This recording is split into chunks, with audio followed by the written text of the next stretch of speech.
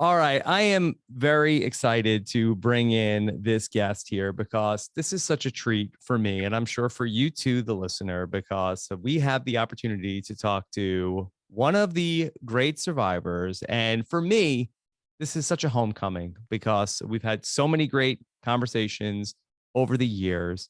It's been 10 years since we first got to know Kim Spradlin in Survivor One World. Now she's the star of a brand new HGTV series. Why the heck did I buy this house? Please welcome Kim Wolfe. Kim, how are you? I'm so good. Preemptively Kim.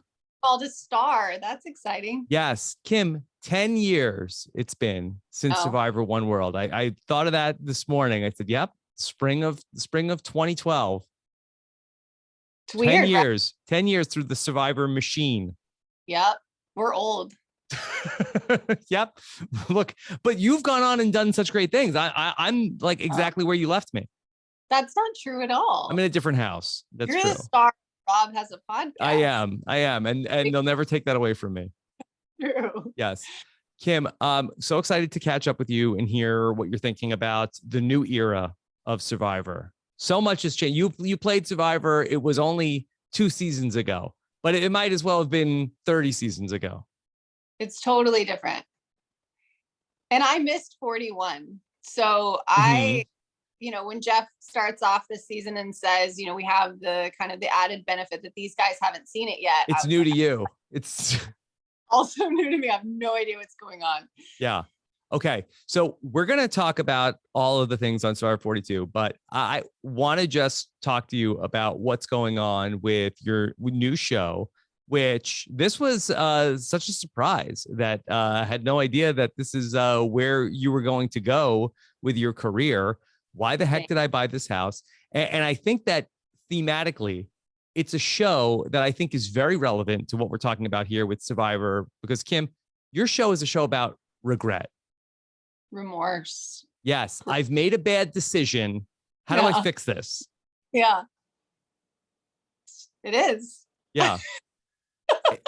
Kim, how did you end up getting involved with helping people who bought houses that they shouldn't have bought? Well, I first bought a house that I shouldn't have bought with my $1 million or $639,000 after taxes. Mm-hmm.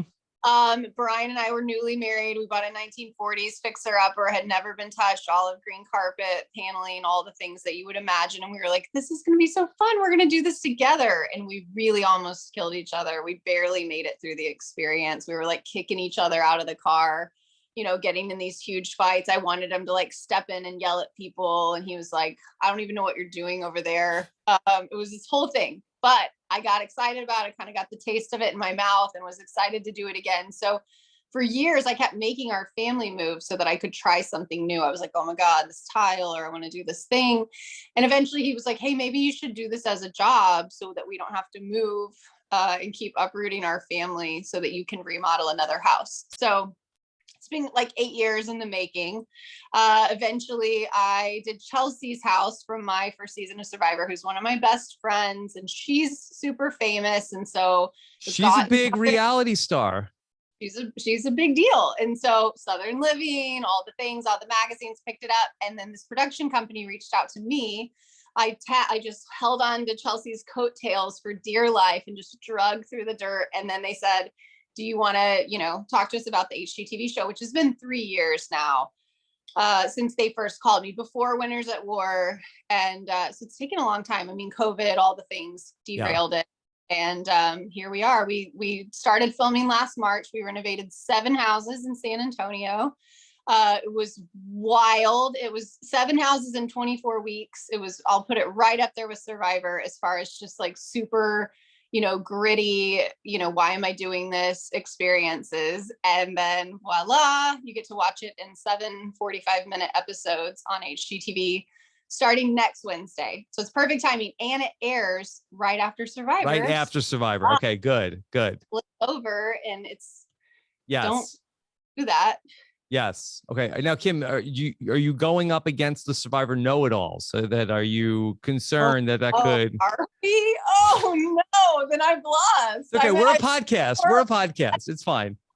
It's for people. Never mind. Never mind. Yeah. Don't watch. No. I'm sure. Yeah.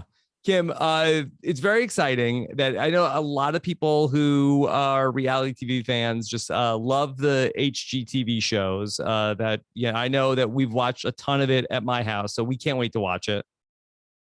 Great. Thank you. I'm excited. I love HGTV. So it's been really fun for me to get to go on TV and then do something besides wear my underwear and stand around and pick my teeth with a little stick. Mm-hmm. Can I ask you the premise of the show? So after you help the people, they buy the house. Okay. Why did I buy this house? And then are you helping them sell that house, or are you helping them now make it livable? Yes, make it livable. So it's sort of like, hey, we fell in love with this thing about this house. It had an orchard. It had a 5-car garage. It had, it was the 1960s time warp, and we loved it. But now all the things that we kind of, thought we could overlook are absolutely driving us crazy, and we don't want to live here anymore in it the way it is. And so it's like, let's make your house work for you. Let's make it actually what you want it to be so that you love it. Mm-hmm.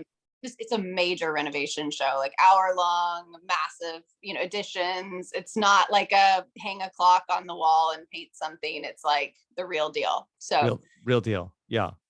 Super real deal. And you do the construction or you do the design? No, I do the design. I jump in on the construction. I always have enjoyed that part of it because I'm just not like a fancy girl. I like getting my hands dirty. Like if there's cement going in, I'd like to get in and help with that. But you don't want me like, I'm a laborer, but I'm not a skilled laborer. Mm-hmm. Like you don't want to like lay your tile, Yeah. That would be bad. Okay. Well, Kim, so there were a lot of survivors, I think, that made decisions going into last night's ultimate decision that I think made some regretful decisions of why the heck did I lose my vote? Why the heck am I in this situation that I'm in right now?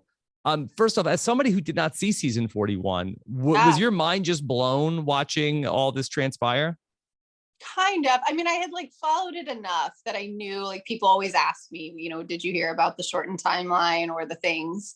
So I knew enough that I wasn't like totally blown away, but it's totally different. I mean, they've changed it a lot. Mm-hmm.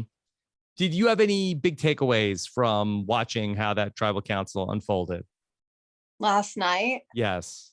I mean, wow. Big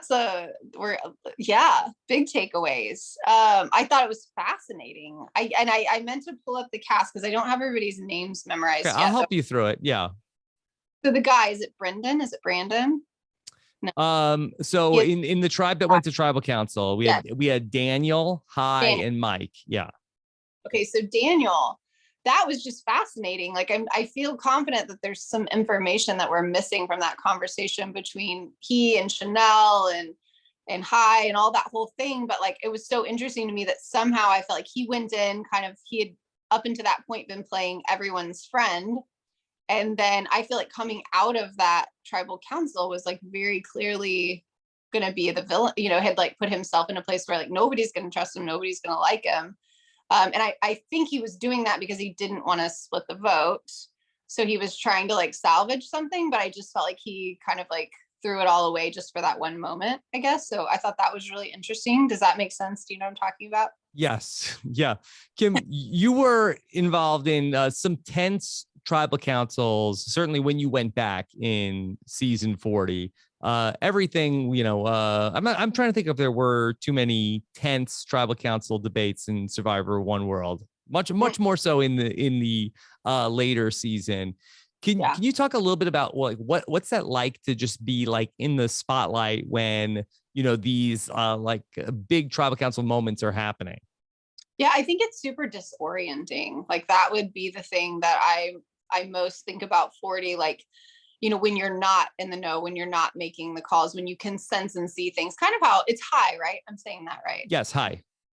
So I think like you watch him see Chanel, mouth to Daniel, Lydia, and you see his face and you can he's like wearing his emotions all over his face, all over his body. But you think like, why are they not playing it cooler? Why are they not like pivoting? And I like to think of myself as someone that thinks really quickly on my feet in real life. But when you're sitting there, it's hot, you're grilling under those, the fire and the cameras, and you just, you do feel a bit paralyzed by the decision making, I think, in those moments in a way that's hard to understand when you're watching it back from home.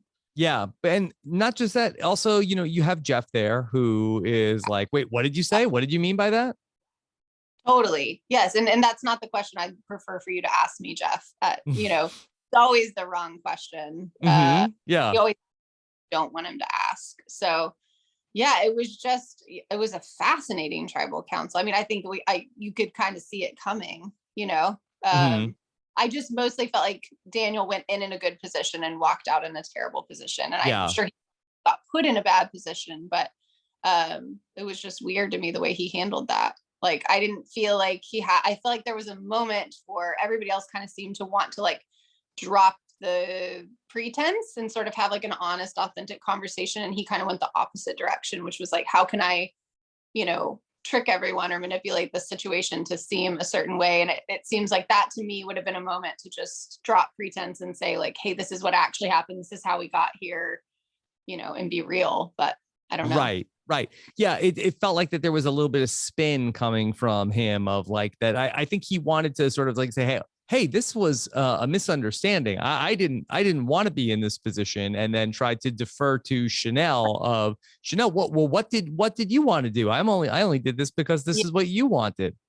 Yeah. It was like bad acting. Yeah. And so what do you think happens next for this group, Kim? I would think, to me, it feels like, I mean, I'll be interested to see, but if you want an easy next target, to me, he's it, right? Because now you've got Jenny and Mike. Well, right? Jenny's gone. Yeah. Gone. So you've got Mike, who's the other, and Chanel. Mike and Chanel. Yeah. So you've got Chanel, who just, Daniel kind of threw them to the wind in that conversation, in my opinion, to like team up with Hai to vote Jenny out. And so they're going to feel burned by him and not trust him because he went in voting with them and then walked out like that. And then you've got Hai and Lydia, who I think are also probably not going to trust him. And then you've got still two people who cannot. No, Chanel can vote now. Chanel, she lost her vote for I guess one vote. Yeah. So it's possibly just Mike that can't vote. Mike cannot vote until he activates the idol. Activate that. Yeah. So I don't know. Interesting. Yeah. Well, you have Hai and Lydia, who are the one pair here, who, even though they're two, ended up like getting what they wanted in the group of six. And now you have the other three people who I know that Mike doesn't have a vote, but you would think that maybe if like if Chanel and Daniel could get back on the same page, and they had been working with Mike, it seems like, there are at least three people. But it seems like that basically like Daniel survived the night, but that group of people working together has been like totally destroyed. Obliterated. That's what I'm thinking. I'm like, if I'm Chanel, Daniel's the last person I'm interested in going and making up with at the end of that conversation. Yeah. But I'd talk to Lydia and Hai and tell what Daniel just did. So yeah, I mean, we'll see. But on the other hand, I feel like that Daniel, I don't think he's necessarily in the worst spot, because that he did save Lydia and Hai on the the tiebreak vote. Do you think that when they say, okay, well, like, no, you're not going to hold it against me, we won't hold it against you, do you think that doesn't buy anything? Not to me. I think, of course, they're going to say that in that moment. Yes, of course, we forgive you. We're back to ground zero. Trusted you. Yes. Whatever it takes to get through the next 5 minutes. And then you can't unknow what you know. And so I think that's sort of the thing that, when they go back, in that instance, I'd be more drawn to talking to Mike or Chanel, who seem to be honest in the conversation, versus going back and trying to patch that back together with Daniel. But even though that Mike and Chanel were much more open about the fact, hey, we vote out Lydia. Like, we need to get rid of Lydia to keep the tribe strong. I don't know. I just think I feel like it's, I guess for me, like that piece of like really seeing through people that are spinning things to like seeing people that are being honest. At least that's where I found myself in 40, right? Like I knew no one was with me. I knew people had other things going, but I was drawn to the people that I felt like would at least sit down and have like a real conversation with me and treat me like a human being and like talk to me. Like that's always what I was looking for. Cause to me, that humanity, that connection is what pierces through the game to like actually, that's where you actually do connect and get people to change their minds. So that was always what I was doing, even in the messy middle of that, where I went home, was like trying to get through to Ben, trying to get through to Nick, like saying you're not seeing this, but like on a real relationship level. So I just think the game is the game. And like the less you lie, the less you spin, the better. And the more you're like trying to connect at like genuine points. So Yeah. for me watching that, I would have been totally turned off by that. Yeah, I think that's really interesting because I think that when we're looking at it from the outside, I think we tend to look at, okay, who voted together? Okay, these people voted together. That's obviously a group that's going to keep moving together. But that's really interesting to think about, that even if you didn't vote with somebody on like a vote or two, if you're able to sort of like vibe with them, that's the much more important thing that we should be trying to figure out. Well, I just think especially now, I don't think it used to be that way, but I think especially now it is. Like, I don't think people are looking to these like long-term alliances the way that they used to be, obviously. But that was the big thing that felt like a transition to me from 24 to 40. And I knew that because I've been watching, but to feel that was something different. There really is no loyalty. Do you think that after what happened at this tribal council, is this sort of a lethal blow to this tribe, where do you feel like there's any way that this tribe can function together as a group moving forward? Like when they go into the merge, is there any chance that this group, whoever's left, can stick together? Yeah, I think there's always a chance. And I think it just depends on like how strongly other tribes present as a tribe, when they merge, because I think that's really, to me, what happens at the merge is like, are the people really connected, or is everybody disjointed and looking for like other places to connect? So I think if the other tribes come in strong and they can feel that, I feel like, again, it's self-preservation. Like if they see those people as their best option, they're going to, tell themselves whatever they need to tell themselves to make that work. Well, it does or doesn't. But I think there's always a chance. It just depends on what the group dynamic is.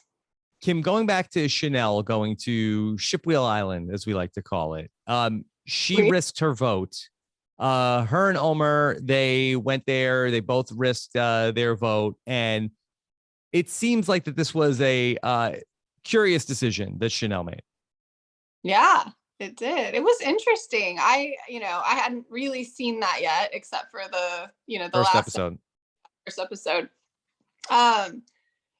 I don't know. I thought, in hindsight, I was like, I guess it'd be better to say, I do want to risk my vote, right? If you're trying to give it was a very interesting, you could see it coming. You could see that they were so comfortable and they were both like, I'm going to do this. This person wants to play it safe.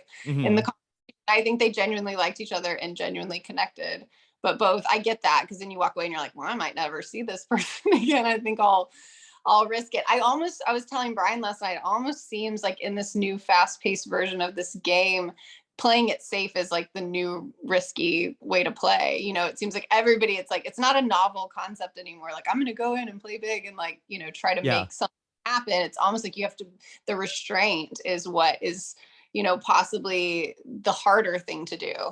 So. Yeah.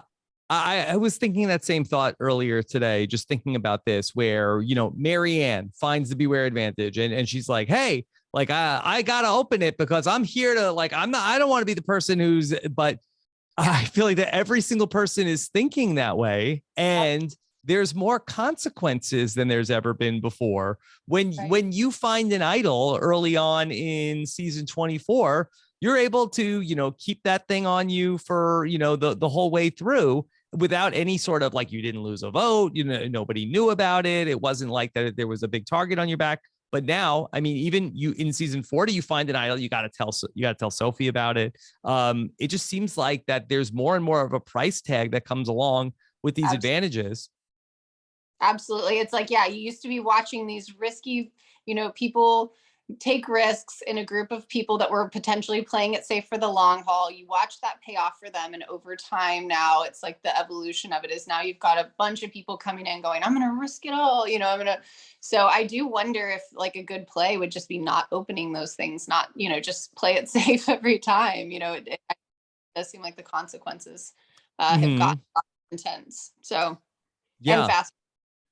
Yeah, I do wonder if we will ever see people like going back on trying to, go so hard for the advantages and saying like, hey, you gotta play risky if you want to win. But it seems like that there's just like so much downside to me.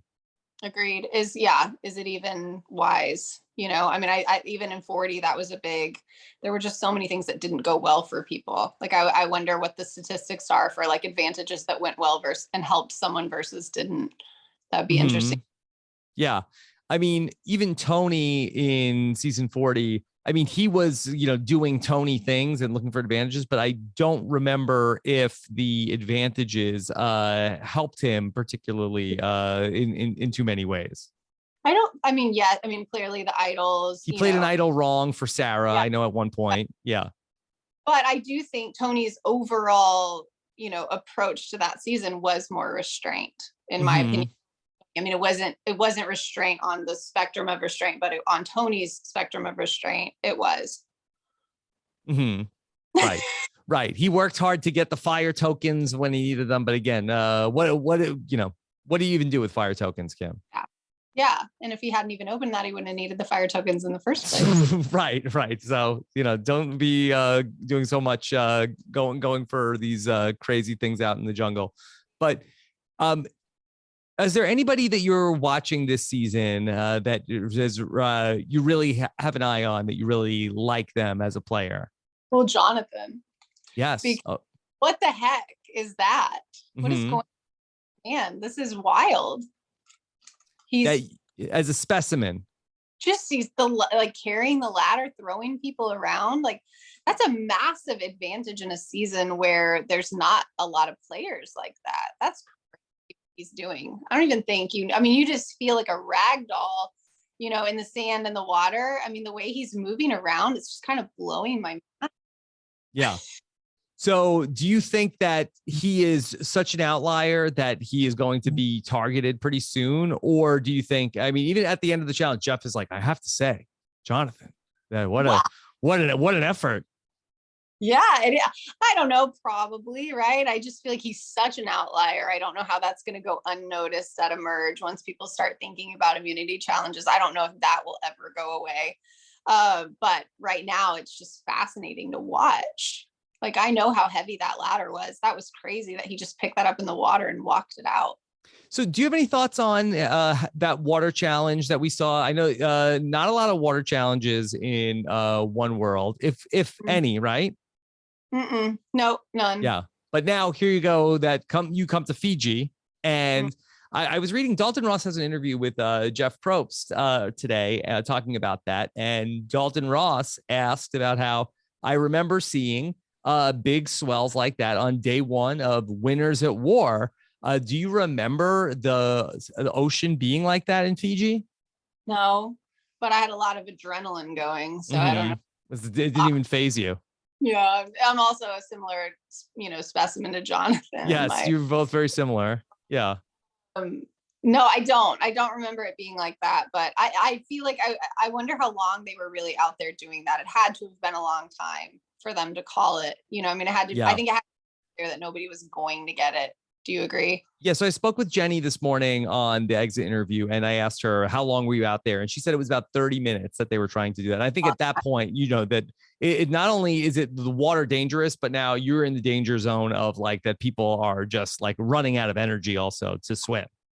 And clearly, like when he asked them all if they wanted to, forfeit that section and start fresh on the sand, everybody was like, absolutely. Yes. One person that was like, you know what, I'd like to get back out there and keep going with that. So they must have been feeling nervous about being in the water. Yeah. It was, they really hyped it up that it was like, this is like such a big deal. When I had heard like, oh, there's going to be a big survivor first this week, I didn't think they would just be like fast forwarding one section of the challenge. Yeah, it didn't blow my mind. Mm-hmm. I mean, Yeah. it made, I don't know what else they would do. It seems dangerous, right? At that point, you've got Mm-hmm. people that are drowning with a heavy ladder in the middle of the ocean. Mm-hmm. Seems like all. Yeah. So they end up just skipping through that. So I mentioned Jenny that I did the exit interview with. What did you make of Jenny? First off, you have a lot in common with her. She is a designer. She's a creative director. She's another Kim. She has longer, more beautiful, luminous hair than I do. Mm-hmm. Well, that I'll leave that Seems, for for she you seems to say. quiet and to herself to me. Of course, Mm-hmm. that's perceived. I think again, it's hard to know when you're watching. Like, what are they? It just seems so clear that she was just always sitting with Mike, chatting and not making an effort with the other players. But who knows if that was really true? Yeah. When I spoke with her this morning, she said, she did make, a big plea at tribal council talking to Daniel, and that she, did have, some sort of like a, conversations with Hai about it, but she just felt like that they were not really acting like they wanted to work with her, Hai and Yeah, Lydia.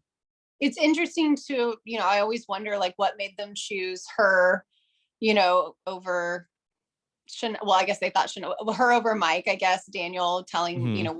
Mike not to go because of this idol situation. So I guess she just kind of it was like unlucky in a sense that she just happened to be the only other one that was clearly on the other alliance. But I do find it's like so interesting when you have these like clear delineations at that point to wonder what all happened to get us to that point. Mm-hmm. Kim, what's it like being in, these really small tribes? I know you got to experience that in Winners at War when you were in, what was there? You were down to, was there just Yeah. 5 people? Yeah. To call me, Denise, Jeremy, Sandra, Tony. Yeah. 5 Yeah. for a while. And how tense is that in those really small tribes? Honestly, it wasn't, but it was kind of just, I would say it was maybe a little boring. Like just kind Interesting. of low energy. And, you had Sandra, you had Tony. It just felt like there was a lot of like intense, kind of brooding personalities that didn't want people to talk. And Mm-hmm. so it just seemed like everybody was kind of sitting around a lot, not sure what to do. Mm-hmm. That was Who didn't want people to talk? I feel like it was kind of a Sandra and Tony, dominated atmosphere at that time. Like, Yeah. and I were just, hey, whatever. And, Jeremy and I would chat and hang out, but it was a lot of us as a group just sitting around telling stories. Kim, did you happen to watch your former tribe mate Sandra play in Australian Survivor? No, I didn't even know that happened. You didn't know that happened? Yes. Yes. Sorry. No, I didn't. How did she do? Oh, well, I don't want to spoil it, but still a 2-time Survivor winner. When did this happen? Yeah. It's airing right now. Oh, okay. Yeah. I didn't know. Cool. She filmed it last year. She played with her daughter. I'm going to text her right now. Yes. And what are you going to say? What are you going to tell her? Say, dang, I had no idea. You're so cool. Mm-hmm. Yeah. Can't wait to watch. Yeah. Now, Kim, Yeah. you're retired, right? You wouldn't want to go to play an Australian Survivor. Well, I've always wanted to go to Australia, but no, to play Survivor again. Yeah. No, I get that. I get that from you. Like I feel like that you've walked away from, the whole experience, and I mean, from the outside, you don't seem damaged or anything like that. No, I'm good. It took me a while, you just have to get over it. But no, I don't think I want to play again. I really can't imagine a scenario where I would do that. And I love Survivor. Like, I think I'll always love it. It's such a big part of my life and I'm just crazy about it. I could talk about it forever. And I'm so glad I did it, but yeah, I don't think I want to play again. Well, Jeff said that they're really just focused on the new era right now. That's great. Yeah, they might not even ever go back to having people from the old era. Well, now we're really old hat. That says you all close the book. Yeah, he wants to close the book, it sounds like. Mm-hmm. It's a whole ritual, Jeff. We don't want you either. Well, I think they're just so excited about the new era. I think that's really I'm enjoying the season more than I have enjoyed watching like in a while. So I don't know if that's me. I don't know if it's the season, but I just think it's really fun. The people are interesting. I think it's really entertaining. It's been very fun so far through 3 episodes. So that you didn't get to see last season, they have these phrases. When you find the idol, you have to say some of these phrases at the challenge. Yes, last night with Marianne. Yes. Do you like this? Yes, it's funny. Yes. Do you think you would have been able to pull this off? Yes. I like the thought of thinking about how I would use this and make it sound natural in a part of the sentence. But it's kind of weird, but it's kind of fun to think about as a player, like how you would work that in. Did you think Marianne did a good job? I thought it was funny. She was like, and and only the rabbit really knows what happened. So it was kind of oh yeah, I never thought about that. Yeah. I felt like that Jeff really was like completely had no reaction. He like no sold what she was trying to say. You know what? And that's part of the problem. Like if they're going to ask people to do this, then he needs to play along in some capacity and not just stand there awkwardly. Yeah. I mean, last week she was talking about like, Zach, it was the hottest guy I've ever seen. He's like, wow, oh my God. She's talking about the bunny in the mailbox. Nothing. Deadpan. Yeah. Not having any of it. I was thinking about this earlier today, Kim, I find a bunny in my mailbox. I feel like somebody's trying to send me a message and it's not a good one. I don't think that's a happy story. Is it a live bunny? Either way, I don't know. I guess, the alternative is worse, right? A bunny in person because they're really cute. And I think if you had a cute bunny in your mailbox on Easter or something, you might think it was cute. Well, how'd it get in there? The Easter bunny. The Easter bunny put it in there. I feel like somebody put. What am I, a magician? Why is there a rabbit in my mailbox? Fun, he's. I don't know. Yeah, the phrases. Who comes up with these phrases? Is it Jeff? I don't know. In the off season, he sits down with his journal and. I feel like that this is not a Jeff job. I feel like that there's probably somebody else on the staff that comes up with these. Brendan who's doing it, I bet. Yeah. What'd you think of that? There's so much grace in the game of soccer that it could make you cry. I liked it. You could drop that. I think so. Yeah. Don't make me do it right now. You do it. You work it into a sentence. Sell it to me. Yeah. Well, we take our kids to soccer and sometimes I just sit there and I'm reminded of them because of this challenge that's coming up. And there's just, so much grace in the game of soccer. It makes me want to cry. Yeah. I would totally be like, he's getting emotional about his kids. Yeah. Yeah. I have to cry when I do have to take my kids to soccer. Are you a soccer dad? No, I'm really not. I don't believe you. I'm really well. Like, look, you drop off. You're that parent that leaves and comes back in an hour. Kim, I have a million podcasts to do, and these soccer games are like on the weekend. And guess what? That's when people are around to record the podcast. You know what? That's the coach's job. They signed up to do that. They're getting paid, and you're not responsible for your kid during that time. Yeah. I mean, it's really, my wife's response. She's signing them up for all these things. Oh, yeah, then it is her fault. I think it's the parent that's overextending the family. I gotta be honest, I don't even know if my kids want to go. Family into the ground with all the things I'm signing us up to do, and he is not happy about it. That's you. You sign up the kids for a million things. Yeah, I'm running the family into the ground. Don't you have enough to do, Kim? I just want my kids to play sports because I grew up playing lots of sports and I think I learned a lot from having to be a team player. So I don't want them to miss out on that because I'm still trying to do my thing. I feel like it's their time, So I want to put them first. I don't want to be like that weird narcissistic parent that was always doing my own thing and didn't take them to soccer practice. You're talking to me about me. I feel a little, I'm talking to myself. That's what I have to tell myself because it's hard. It's a lot of work taking your kids all the things that they have to go to. There's a lot of birthday parties. I go to Target a lot. There's a lot of things happening. And you still have time to fix all these houses? Well, no, that was a whole thing. Like that was this 24-week period where I fixed all 7 houses at one time. Wow.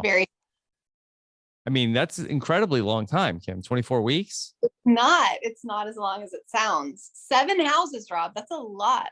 That is a In lot. 4 weeks. Can you fast? No, I can't. We'll watch. It's coming on HGTV Wednesdays. Yeah. I know how long it took for me to get one house, Kim.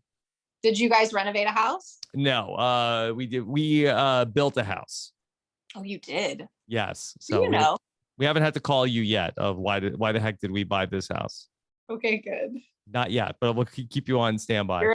You're mine. Yeah. Kim, what about, we haven't talked about the Blue Tribe at all, the Ika tribe. Do you have any thoughts on them? They were all over the first episode. Yeah.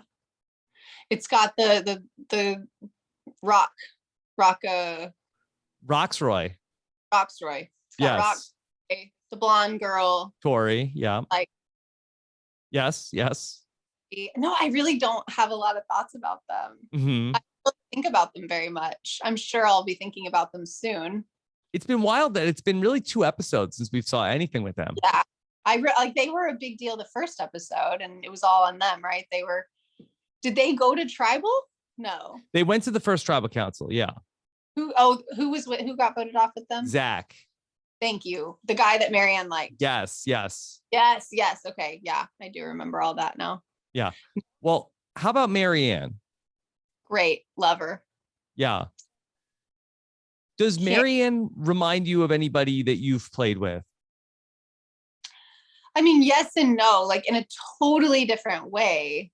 Kat, like, it's like a complete opposite personality, but like kind of playing the same role in the tribe, which is like so never ending energy, so funny, so offbeat, like source of entertainment, but also sometimes you want to take a nap, Yeah. But effervescent kind of, yeah. By the experience, like almost you're kind of like, wow, this is wild that you're so okay here. Yeah. So when you say that she's a complete opposite of Kat, so I see the similarity. What is the opposite part? So like, I feel like Marianne's really sweet and like really, oh gosh, this is gonna come off bad on Kat. Kat is one of my best friends. Okay, so Marianne is really like, she's in seminary. She says fudge and shiz. Yes. Kat says the real words. Right. And Kat is like a scrappy, you wouldn't know where Kat came from if you didn't already know that she was from. Kat says that, oh, I didn't make the merge. I'm not dateable. Marianne says, hey, that guy was the first boot. Totally want to date him. Wow. Yes, exactly. They are opposites. Ding, ding. They are, but both great. Both great. Both great. Watch. Yes. Yeah, that's a really good call. I think she's darling. So what do you think Marianne's trajectory is in the game? Do you see her going on and going far into the game, or do you think that maybe her number is coming up soon? I could see her going far. Of course, she could go soon too, but like there's something about her. I think that goodness that, kind of, I think when you're out there, and I know I feel like I say this all the time, but I don't talk to you very often, so this won't feel repetitive, but like, there's just something about being around people that are having fun, that make you feel good. Like you're so miserable. You don't want to get rid of, even if it's like subconscious and you're playing this great game. I just think subconsciously we want to be surrounded by people that, we feel are for us, that we have, that have our good nature, that are making us laugh. So I don't know the reality of how much they're enjoying her. Like, obviously, I know they played that little moment where, it seemed like she was kind of bugging, what's the girl's name? The strong girl. Lindsay. Yeah. Kind of like getting on Lindsay's nerves, but Lindsay seems pretty like level. So I could see how there might be a rub there.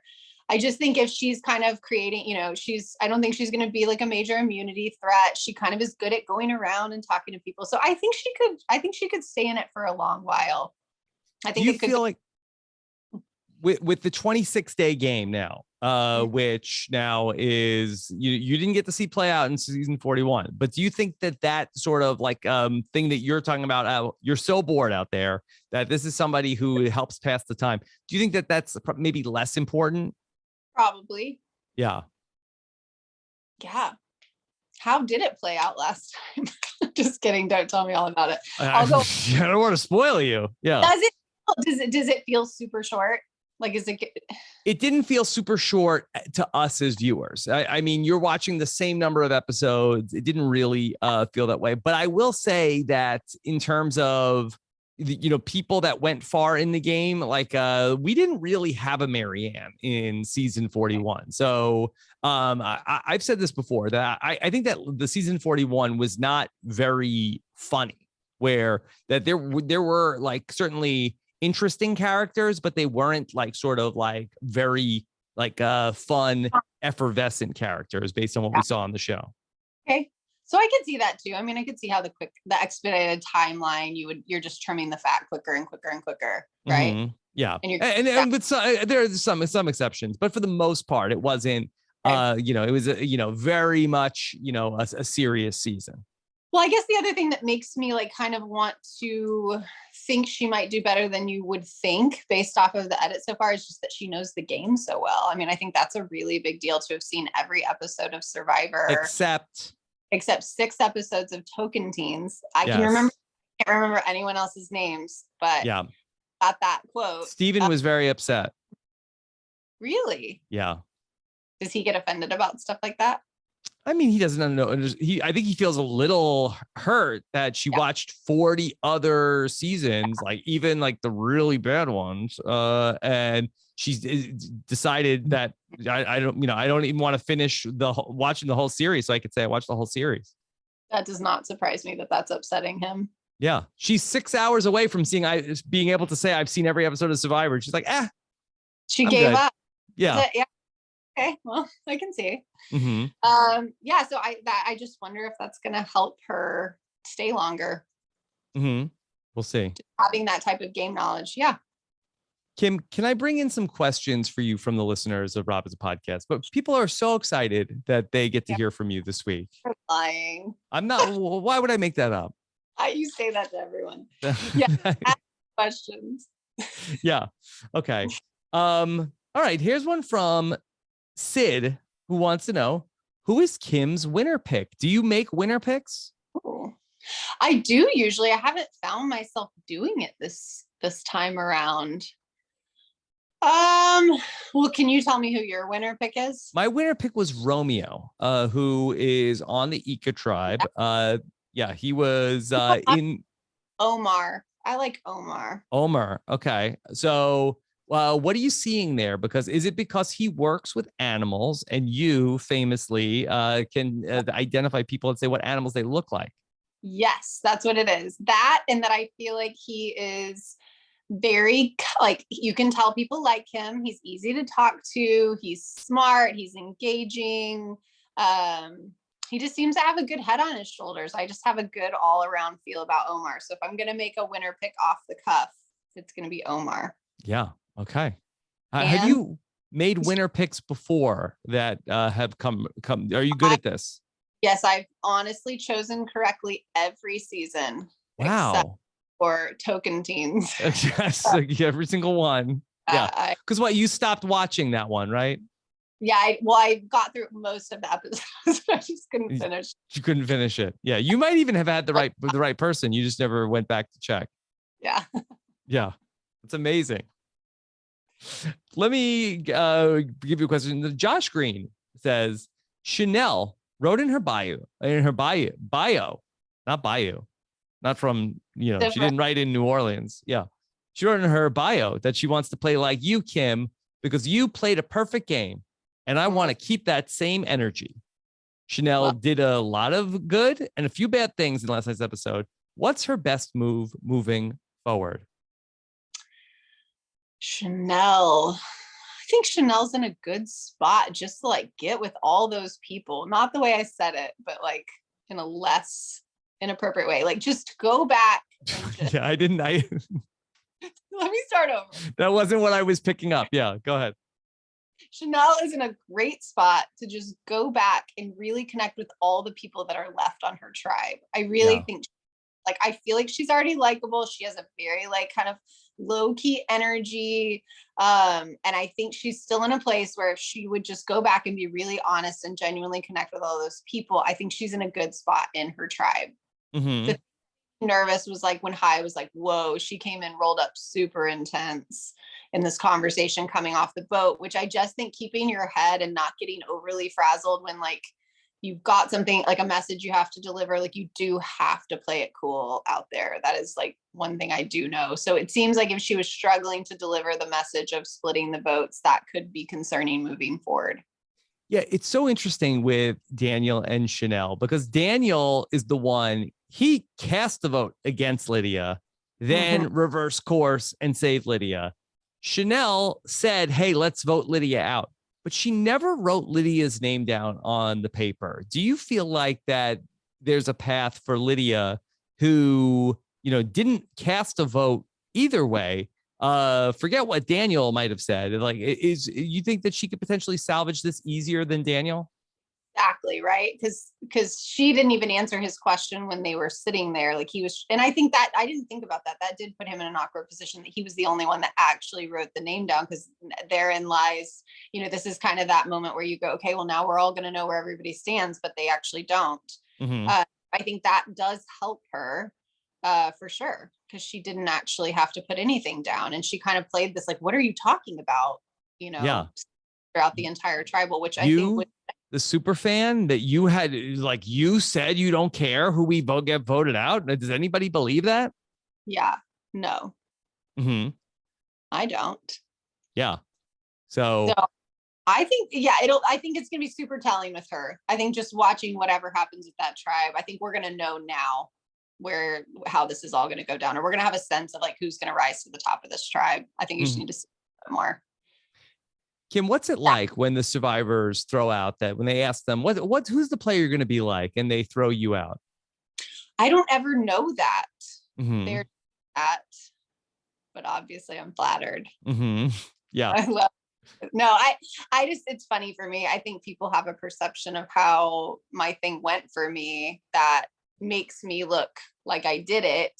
And I just kind of feel like it just happened, So it was intuitive. It wasn't super intentional. What's the thing that people don't see how hard it was? No, it's not that. I just think it looked, it made me look so, masterful in the craft of winning. And I think it was just, again, like it was a day by day, where are we at? What are we going to do? Taking stock and just making decision after decision that happened to go well in that version of reality. Yeah. Okay. Let me ask you another question about Daniel with he wanted to go and review the paperwork for Mike's advantage. Would you ever say in Winners at War, if Sophie came back to you and said, hey, Kim, I need to read the paperwork again for the, can I have that? So if it says on the idol, like this can't be stolen, right? Does everybody know that you can't steal? Yeah, I think so. Yeah. The listeners or the players? Both. Yeah, I think everybody knows. Like you can't take someone's idol. Right. So I think in the instance that if I wasn't hiding anything from Sophie, I don't think I wouldn't have wanted to give it to Sophie just because we weren't super close at that point. But I'm like, there would be nothing for me to hide. But I don't hand it over to her in our case because like, why does she need it? So like I found a time to go sit down and look at it together. He seemed super, again, paranoid, panicked to like, I don't want to take it out of my pocket, which, I totally get. I also think that's a very awkward position to put someone in, to keep asking them if they can get it out and hand it to you. I think it would make me like that person less. So I guess my critique is more to Daniel, but again, then he found out something important that might affect his game. So maybe it wasn't bad to pressure Mike into that, but that was amazing that he dropped it and lost it and didn't even know he had it. I mean, that was like a wild moment. Yeah. I was watching like a marital spat, What would you do if somebody lost your idol? I don't know, I guess. I mean, we'd have to go find it. You couldn't find it. I don't know. I can't even fathom it. It just kept making me think of like when Brian and I are arguing, is like, I gave you the key. And he's like, you never gave me the keys. And I'm like, I freaking handed you the keys. You had it right there. I saw you, that whole thing was so funny to me. I guess I just assumed they were going to find it. I don't know what would happen if you couldn't find it. Mm-hmm. Yeah. That would be interesting. It'd be a survivor first. The fact that he can't steal it, I keep going back to that. I'm like, so, I guess if he just wanted to misplace it, can you hide someone else's idol? I don't know. I don't know. Well, see, now I think we're getting into sort of like the gray area of you can't steal someone's idol, but could you misplace somebody's idol? Don't have it?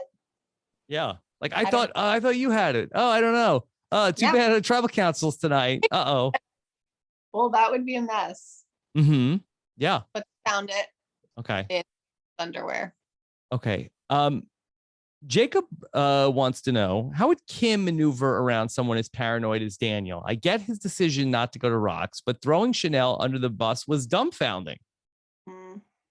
I'm least drawn to working with Daniel out of that tribe. So I don't know how I would navigate that particular decision, but I can tell you, like, if I was in that tribe going back, I would be not trying to work with Daniel moving forward.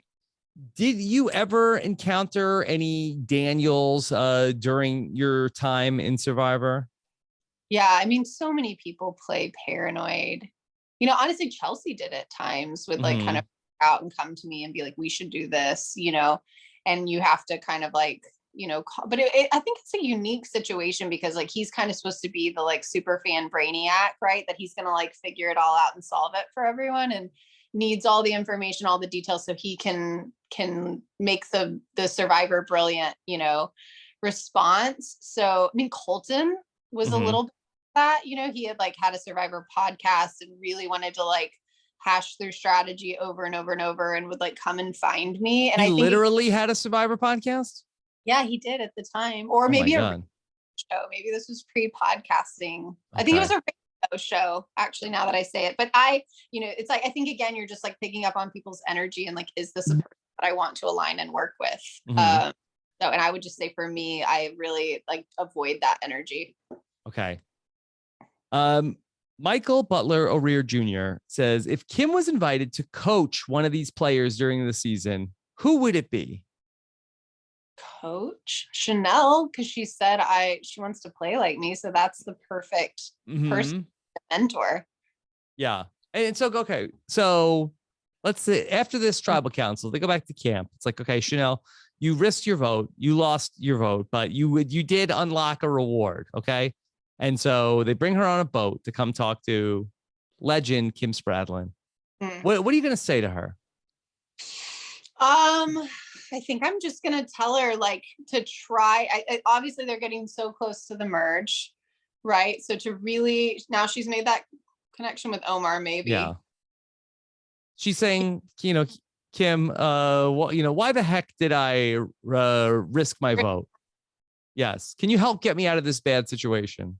Yeah, I think she's got to go back. And really, I think she's in the perfect place right now where if they don't have to go to tribal again, or even if they have to go one more time, where she can really connect with the majority of her tribe and stay kind of in that really nice middle position where everybody likes her and thinks she's with them, if she will have the correct conversations. Is it the same sort of idea with the, the bad house of, okay, like, well, what's the one thing that was good about this that sort of like got me into this situation? And how do I accentuate what's working?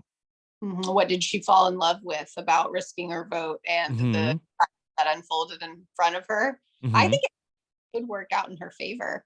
Yeah. You said she came out, she didn't have to cast a vote, I guess possibly. No, the person she wanted didn't stay. We don't really know, right? We don't know how. I mean, I think we know she wanted Jenny to stay. Okay. She did want to stay. Yes, she wanted Jenny to stay and wanted Lydia to go home. That's what I thought. I just didn't know if that was. Do you believe that? Yeah, I believe that. I mean, it seemed clear that, I mean, had she wanted Jenny to go home and Lydia to stay, I think that she would have said, yeah, Daniel, please, let's go home. Let's go to bed. Vote out. Say you want to vote out Jenny, and let's wrap this up. Yeah. Like I told you to earlier. Do you think she should have done that anyway? just not want to say? I don't know. That's what I guess where I'm a little bit lost. I got the sense that he was really trying to throw Chanel under the bus, that he really, at that point, wanted to get out of a rock draw. He was terrified of the idea of going to rocks and just sort of like wanted to like have Lydia throw the name, or sorry, have Chanel throw the name at him so that he could say like, yeah, I didn't even like, I Chanel controls my vote. I didn't even, this wasn't even my call. So is I don't think High really wanted to go to rocks. I think High just read the situation correctly, which these guys are just confused and they're kind of a mess. And if I make a stance, then it's going to go my way. Like, I think maybe that was the lesson to learn from having watched that, was like, you better come strong right away with, there was no time for, how are we going to figure this out? Are we going to sort this out? And I'm sure they talked for a lot longer, but I think his taking that stance is what forced everyone else's hand, so he got his way. I think he read that they were uncommitted. Would you have ever gone to rocks in any situation, Kim? Yeah, I think I would, which I don't know if that's the right. I think again, it's more of like a feeling of like, how poorly does this leave me? Is it worth, a 75% chance to stay here? Am I in such a bad spot, if I don't do this, that it's not even worth being here? At that point, gosh, I mean, they're so close to, possibly switching tribes or merging. So probably not, but maybe early on really feels like it matters. Sorry, my sister called me and I had to send her to voicemail. I really appreciate you putting your sister on hold to continue this conversation. How about you? Would you ever go to rocks? Do you think it's totally dumb? I think I would definitely be worried about it, to say the least. I don't think I'm not a poker player like you, Kim. I think I am normally in my real life, I am rather risk averse. But I do feel like that if I like psych myself up to like, okay, this is the right situation. Because I think that like when you do go to rocks, I think it's the kind of thing that you sort of like, work yourself up into, right? Where it's sort of like, going into tribal council, hey, they've got 4, we got 4. All right, we're going to rocks. Are we all cool with this? We're all going to rocks, right? So this was like, I think kind of a surprise that it was going to go to rocks in this spot. Agreed. I don't know about going to rocks on the spot. I think you're right. If you really have time to like run the scenarios. Like, hey, let's de-escalate here. I didn't want to go to rocks tonight. Yeah, you do a good job of talking everyone down.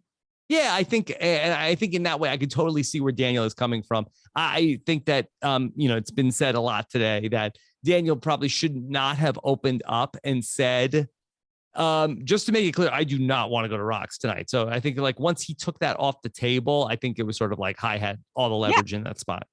I agree with that. Okay. Let me ask you a question from Rosie, who says, Kim navigated a lot of chaotic gameplay on her season. What would be her approach to working with Marianne? She seems very fun and loyal, but she seems like she gives information up so easily. I don't know that you could trust her in a swap or in the merge.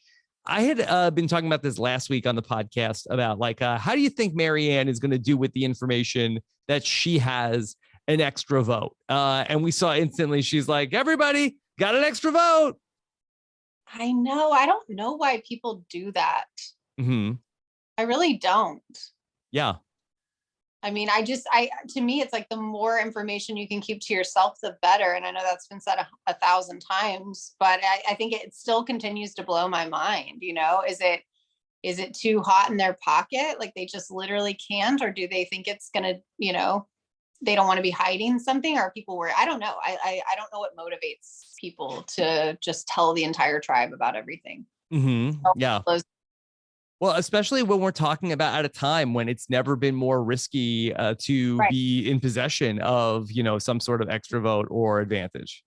They must just be so nervous that people already know or are going to find out, that they just think it's better for me to go ahead and tell everyone about this. Like when I was on 40, I had an idol, which Sophie had told Yul, and Yul had told Nick, and Nick had told Michelle, and maybe Michelle came and said like, hey, basically everybody knows that you have this idol except like a couple of people.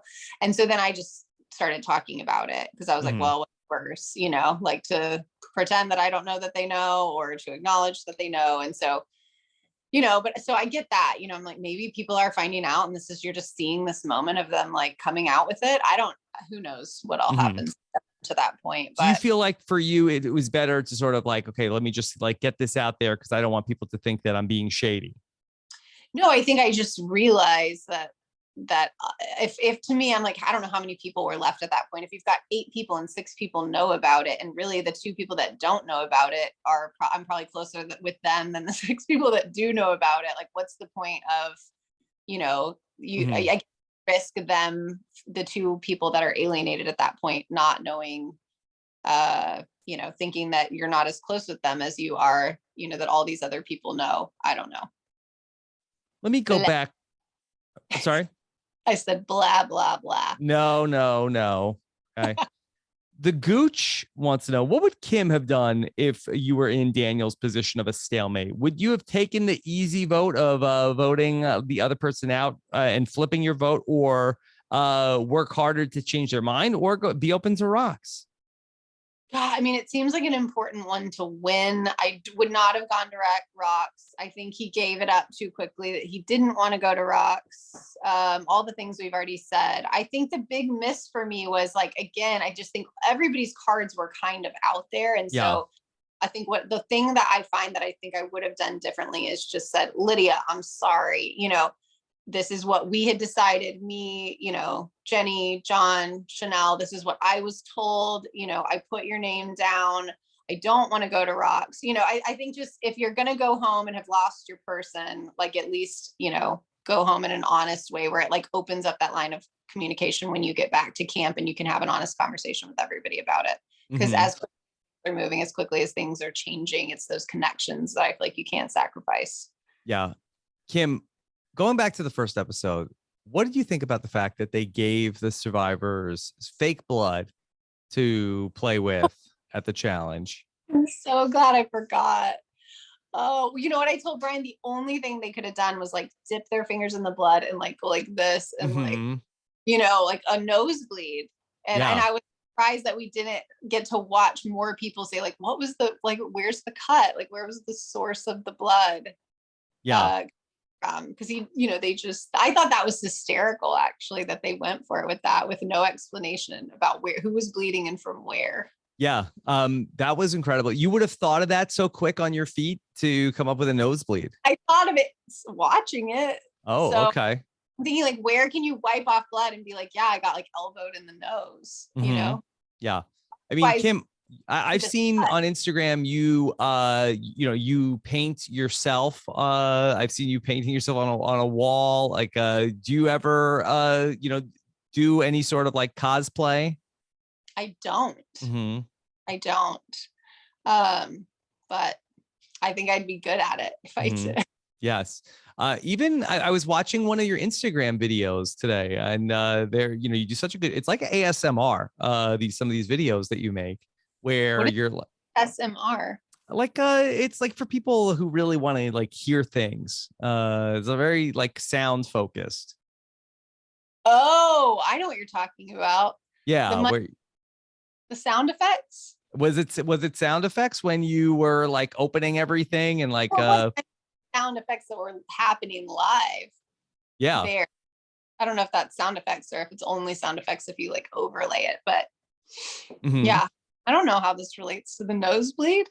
I just because you took like paint out and then you were like wiping it on a card. Yeah.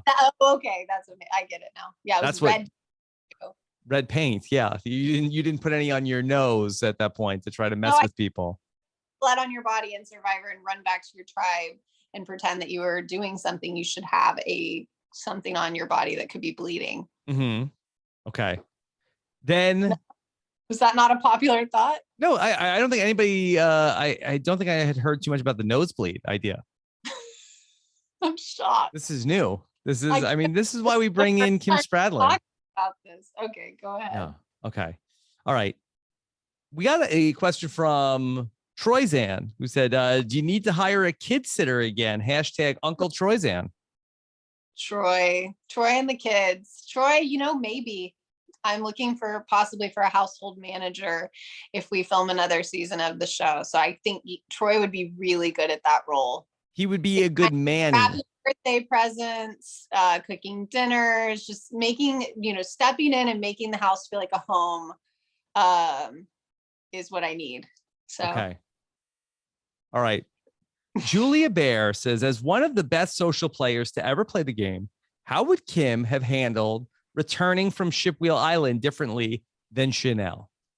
Well, I don't know that her idea was bad to split the vote. I just think clearly she came back kind of amped I love up. the idea to split the vote. Yeah, it was great. It just, the way that she delivered it, I think obviously was like sending flags off for Hai and possibly other people. So I think if she could have just been a bit chiller about it. And she said something like that was like incongruent. Like I protected my vote and I hope it pays off, having your story straight. Gosh, I don't catch. Yeah, like how do you navigate that, especially like once half of the people already know what's happening with you? I guess they don't know exactly what's happening with you, but I would imagine just the way the tribes talk that everyone probably knows. Do you think that Chanel realized she made a mistake on the way back from Shipwheel Island? A friend of mine was texting me this morning and was saying about how was she on the same boat as Omer? How did she comes back and she was very confident when she turned the wheel and then came back. It's like, yeah, I lost my vote. Yeah. That was interesting. I don't know if that was just paranoia, like you make a decision and then you second guess it and you're like, okay, I don't know. But yeah, it did seem interesting how confident she was that was not going to go her direction when she got back. Okay. How about from Ivan, who says, would Kim play the game differently if she was on a 3-tribe season? To start, I mean, you played on a one world season where it's do. Sorry, Ivan, I don't know what I would do. Yeah. I don't know. I don't have a plan. I never have a plan. Never? I mean, once I have a plan, then I have it, but I don't have like a ahead of time plan. Even coming back for Winners at War. No, you came in with no plan? No plan. I was like, you know what? I've got to get out here and see what's going on. Yeah. And then you felt not so good. Yeah, it wasn't good. I feel like other people were coming in with bigger plans. 100%. So I need to work on in a hypothetical world where I go back, I will get a plan and I'm going to go out there and do stuff. And you learned your lesson now because you have big plans for all these houses. Big plans. Official. Yeah. That's right. Okay. Kim, then. I'm sorry, say that one more time. Oh, I just said thank you for bringing that back. Yes, I tried to. Conversation. You're doing great. Okay. How about a question that is from do you think that Tori, who said she would be playing as you, is embodying the Kim Spradlin way? That's from Molass K Talks on Twitter. And Tori is the blonde. Well, yes. She also said she was being a lot of people say they're going to play like you. That's what Jeff told me when he wrote me my postcard with my bottle of champagne for 40. Or people say anyone else. But you know what? He probably said that to everyone. No. I'm just kidding. Jeff, you're great. You're so great. Thank you for saying that. Yes, he's listening. Yeah. He is. Yeah. And he does. And I have that little note on my vision board. Tori, no, I'm not getting that with Tori. I'm getting again, it's the edit, so Tori, don't get offended when I say this. I'm getting kind of that like a little bit of a backstabby vibe from Tori, like kind of an unkind and then that's the one thing that they showed her saying. So that could be wrong, but it feels a little bit like she's overtly like, I'm going to do this and I'm going to do that. And, I never felt like I was doing that. I don't think. I was just trying to not get voted out or what do you think? To connect with people. Kim, what'd you think last week when Drea went to Tori and to Swathi and said, hey, we should start the Women's Alliance, which borrowing a page from the Kim Spradlin playbook. And then she walked away and Swathi said, hey, no, let's just vote out Drea. It's funny. I feel like the Women's Alliance has lost its power. Yes. Like anybody, and again, the only reason I think the Women's Alliance worked on my thing was because we started out as a tribe of women. So there was we were all together. So that's the connections were there. That was our original alliance. I just think the women's thing, maybe it will, maybe there'll be a moment for it, but it seems like something that people throw out a lot also to like freak people out, paranoid people. It's just like anything you can clearly see, like, these people would team up, they're young, they're women, they're whatever. So I just think it's, it's cheap. The Women's Alliance has become very cheap on Survivor. That in that the idea of it that Thank you. Yes, that the alliance has been cheapened. Yes. Okay. And so how do they bring it back? Somebody's got to do it. Yeah. Really that thing through to the end again, and then it'll be legit. Should they do another men's versus women's season, or are we past that? I think it's fun. Will they do that anymore? Is that even I don't know. I mean, well, Kim, that's something that you and I share in common, that we both played in the men's versus women's season. Maybe they could bring us back. You will lead the men's. Yeah, that's probably a good idea. Yeah. See, I know you were retired. Now you're talking about coming back. What? This caught my interest. I have to say yes. I'm interested again. Okay. Then a group of women against you. There is something about that. Do you think the group of women would target me first? Yes, we absolutely would. We don't want to leave. Because once you target the ultimate leader of the men, then they'll just be like chickens without their heads. Yeah, it'll be a disaster. That's a smart play. It's a smart play. Classic. Yeah. Okay. Let's see. What else do we need to talk about from Survivor 42? What do you think of this idea from Johnny? Was Daniel a great example of you can't win the game in the pre-merge, you can only lose it, or is there room for him to recover? Do you feel like that whatever you need to do to get through the vote is what you need to do?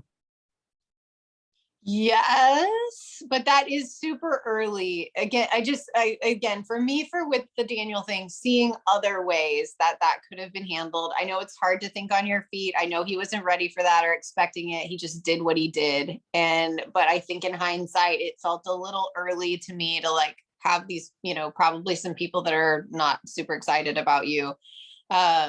But of course he can recover. There's always a recovery option. I think it just depends on the people he's playing with and how they felt about what happened and how the conversations that are going to get had. I think he can still salvage it. I think honestly, the best thing he could do is go back and be honest and say, I freaked out, like I didn't know. Kim, that in season 41, there was so much that you didn't get to see that I don't want to spoil anything for you, but I would just love to tell you about some of the things that you missed in case you wanted to check it out, because this is an era where anything can happen. Tell me. Okay. First off, do you have any ideas for twists that they should do on Survivor? No. Other than a men's versus women's season where they brought us both back? No. Do I? I feel like I've had ideas, over the course of time, but nothing is stuck. Yeah. Are the men and women all stars, or are they all new players and just we're the only returning players? No, we are the only returning players in this season. Okay. All right. Yeah. Very interesting. Okay. Kim, well, what if I told you that there was an hourglass that if you broke it with a hammer in season 41, it actually would turn back time? Is this real? What do you think? I would think not. It was real. That happened. Okay. Wow. All right. Okay. All right, Kim. Real or fake? Real or fake? Okay. In season 41 of Survivor, there was a coin of destiny. Real. No, that is fake. That is fake. That happened on Big Brother 23. That was This is fun. Keep going. okay. Okay. All right. In Survivor 41, Okay. there was something called a do or die, where if you were the first person out of a challenge, you had to open Real. what? Real. Wait, I didn't finish. Oh, but I already know. Oh, you do know this is real. Okay. Yes. Oh, am I right? Yeah, that is correct. Why? How did you know? I can just tell by watching you. Yes. See, oh, I forget you're a master. Okay. In season 41, there's a twist called knowledge is power. No. Nope. That's true. You're sorry. It was real. I can do this forever. All you had to do was then at tribal council say, Kim, do you have an idol? And then you had to give it to me. Stop. That's real. That's not real. How can they do that? Sucks. Mm-hmm. That part. Yeah. Okay. Did it someone? They tried to happen. It didn't. It got botched. Oh man. Spoiler. God, horrible. Mm-hmm. Okay. In season 41 of Survivor, there was a you're saying no? Go ahead. Sorry. There was a gold coin that could be used at any point to have a one-on-one meeting with any player you chose. Wrong. That's right. That's right. That was on Joe Millionaire. Oh, which is so good. Did you watch Joe Millionaire's new season? I don't know. I watched. Did it have two guys on it and one was like a cowboy? Yes. Did you know these guys? I watched 2 episodes of it one night. Yeah. That was funny. Yeah.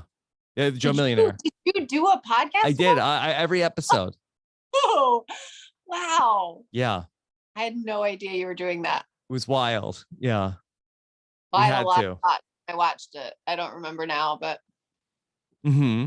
Yeah. Okay. Trying to think if there's anything else that was crazy. I mean, is this like sound like you need to go pop on Survivor 41 on Paramount Plus later on tonight? Oh yeah. Sounds like it. Was it good? Should I watch it? It was exciting. Is it as good as Token Teens? Better than Token Teens. Okay. Teens, sorry. Yeah. I watched every episode. Okay, I'm gonna watch it. You know what? And I have to be honest. When I didn't watch Token Teens when it was on. Yeah, I don't think many people did. Mm-hmm. I mean, more people probably watch the show than they do now, but yes, yeah. Is it the right people? Exactly. Yeah, that's always the right question. Yeah.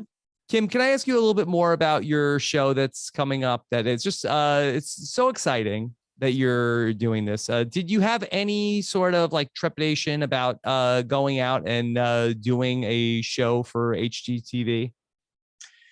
Yes and no. Like I just am like, I love to say yes to things. You know, Brian, my husband, is more risk adverse. And, you know, I was like, we can do this. It's, you know, it's fine. Other people are doing it. And he said, this sounds really intense. 7 houses, 24 weeks. And I was like, well, if other people are doing it, I'm pretty sure I can do it. So were there any houses that you saw that you said, no, this house is too ugly. I can't fix this house? The uglier the better, because the more like amazing the transformation. Some of them were just too nice. Yeah, it was, the casting was a whole thing. You had to go to lots of houses, but once we started, it just got really crazy really quickly. It's like a building crisis. There's like a lumber crisis. Oh, I know, Kim. Okay, everything's up like 240%. And so it's a wild time to be building, but then the real estate market's so crazy. So people can't really move. So they're kind of like, but they're stuck at home. It's this whole conundrum. So it's really fun. I really enjoyed like getting to know the homeowners and then like trying to read them and figure out what do these people love? Like what, what is the best version of them and how do I create it in this space? Cause like they leave for 12 weeks and then I do their house and I don't tell them what I'm doing. What are And they then doing the whole time? they're like on vacation at a terrible rental house, Yeah. around not supposed to drive by their house by their contract. What did you ever catch them driving by the house? 100%. Yes. And what did you do? You waved to them. Yeah. Did you yell? No, I'm not a yeller. Okay. Yeah. I save that for my kids. Yeah. Save it for them. They deserve it. Yeah. Come back and it's like, do you like it? So I was really confident about everything we were doing. But then like the night before, all of a sudden I'd be like, oh, I don't know if this is right. Like they might hate brass and there's brass all over their house or so it caused a little bit of anxiety and I'm not a super anxious person, but in general, the houses turned out great. Everybody was really happy. It was all in all like a very good experience. Like it ended really well. There were a lot of lows. Yeah. Like the lowest moment I had was like towards the end and I was in a conversation with the builders and we had like 2 reveals the next week and nothing was going my way. And I just was drinking a water bottle and then I just turned and threw the water bottle as hard as I could at a tree and it exploded and it went all over everyone. Did they catch that on camera? I don't know. Oh, we'll have to watch the show. And then I just got in my car and I drove off and I called my dad and I said, I just threw a water bottle at a tree. This is a real low for me. And he was like, that's good. It's good sometimes. I see that you're really upset. Mm-hmm. So anyway, it was crazy. Brian quit his job. Brian's been working in data and analytics for 15 years. He had to quit his job to come help me because I couldn't do it on my own. So it was a whole thing, but we're really excited about it. Yeah. I'm very excited about it too. I think that this is going to be a new show for me and Nicole. Hope so. Yeah. Our old favorite HGTV show, of course, in addition to everything Wendell is doing, Love It or List It. That was our one. That is? You like that one? We like that one. Cool. That's fun. Mm-hmm. Yeah. Like love it or list it. Yeah. It was most of the time they love it. Not too often are they listing it. Yeah. I feel like it's like 50-50, but I don't know. I don't know. I feel like it's like 80-20. I feel like the guy, David, doesn't do such a great job. I think Hillary just beats the pants off him most of the time. It's really She's good. She's very good. And then Kim, my last question is, did you ever push HGTV to, instead of, why the heck did I buy this house? Did you ever push them for a stronger word? So this show started out, why the bleep? Did I buy literally? Yes. And the whole season we were like, they're not going to name it this. There's no going to be named like something cool, like, renovation revival or something, know. They were like, we've got the name. It's why the heck did I buy this house? And we were like, no. And they're like, yes. And we were like, you know what? It's growing on me. Because I do say heck a lot. And it's funny, like a lot of people now like message me on Instagram or send me an email and they're like, this is hysterical. We were just wondering why the heck did we buy this house? So yes, I think it's very family friendly. The kids can say it. Yeah. And for kids, it's like they're saying a bad word. Then I do say curse words on the show. So it's really ironic. Mm-hmm. A lot of people have reached out to me after the sneak peek and said, we didn't know you were such a potty mouth. Yeah. And you know where I learned those words, where I started saying podcasts. Nope. Wrong. Survivor. the survivors use bad words. I never said the F word in my life until I went on Survivor. And then bad things happened and made you say it, or you heard other people saying it? Like, it's just bleepity bleep bleep. At least that was my cast. From Jeff. Maybe. Yeah. Yeah. Okay. Troy's fault. And Chelsea and Kat, a bunch of potty mouths is what they were. All right. Yep. Well, Kim, I know everybody's excited about the new show. I'm sure people are going to be tweeting, and then you want people to use the hashtag WTHDIBTH. If you can figure it out. I don't have it yet, but yes. Is that the hashtag? Why the heck did I buy this house? Oh, so that's the whole thing is the hashtag. Write it all out, every word. That's a lot of characters to use on Twitter. Please just do it. And I'm not on Twitter. I'm on Instagram. Yeah, I saw that. Like, I looked at your Twitter today, and I feel like that. The last like 3 tweets ago was like 2 years ago. The last time we were on the podcast. I never really was a Twitter person. It was No, I get it. Remember, somebody else was Kim Spradlin on Twitter. Oh no, was there? Remember there was a whole thing, and that's why you had to be Spradlin Kim, and there was confusion, and then they wouldn't verify you. Yeah, that's why I left. Honestly, yeah. Kim's like, if you're not going to verify me, I'm leaving. Yeah, and it left a really bad taste in my mouth about Twitter, so I'm out. So you're out, and you're on Instagram, and you're doing a great job. Oh, thank you, and thank you for having me on today. It was very fun to talk to you. Anytime that it meant a lot to me that you reached out to want to come on. So I'm anything at all that I can do to help promote anything you're doing, I would do anything at all. So I'm so appreciative of our friendship over 10 years. Yeah, that I'm this really, it means a lot to have, whenever you come back. And I wish you nothing but the greatest success for your show and everything else you're doing. Same to you. Lots of love. Okay. And make sure to tell everybody that, Kim, I think maybe ask everybody at home, even if they're not there on Wednesday night, they should at least set a season pass on their DVR. So easy. I don't know how to do it, but maybe your spouse does if you don't. Mm-hmm. Yeah. Ask them. Yeah. Somebody's techie in your house. Mm-hmm. Yeah. Yeah.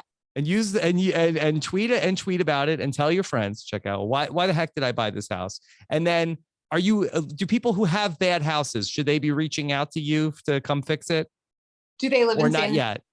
Then yes. And if we're going to do a season 2, then yes. Right now I'm not doing anything outside of the show just because I'm trying to like spend time with the family. But yeah, we're going to be looking for 8 more houses if we do this again. So okay. All right. Hey. Well, Kim, thank you again so much for coming on and joining us. I'm sure that the listeners appreciated it, and of course, I do too. Okay. It's a pleasure. Super fun. All right. All the best, Kim. Okay. You- Bye. Bye.